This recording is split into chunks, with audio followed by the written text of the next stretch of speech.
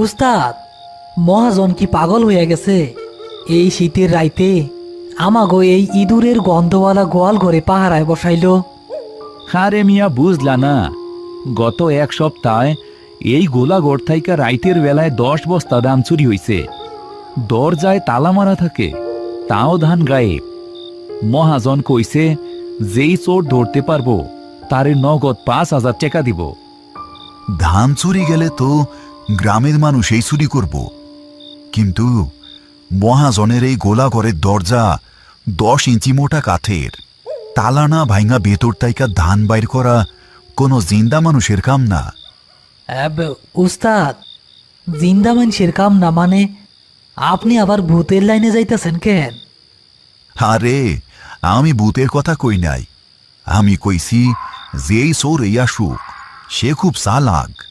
আমরা আজাইরা গল্প না কইরা চোখ কান খোলা রাখি।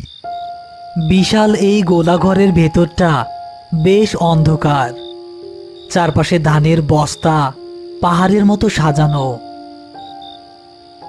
মাঝখানে একটা হ্যারিকেন জ্বলছে।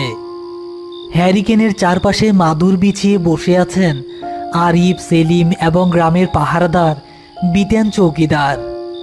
হঠাৎ বাইরের দিক থেকে হু হু করে ঠান্ডা বাতাস বইতে শুরু করলো।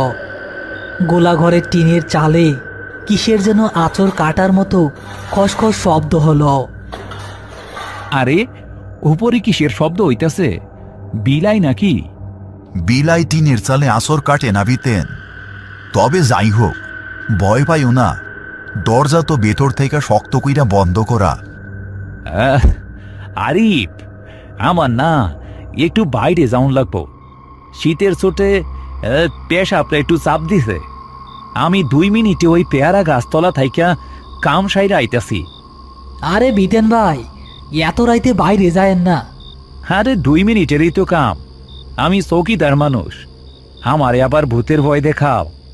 দরজাটা খোলেন।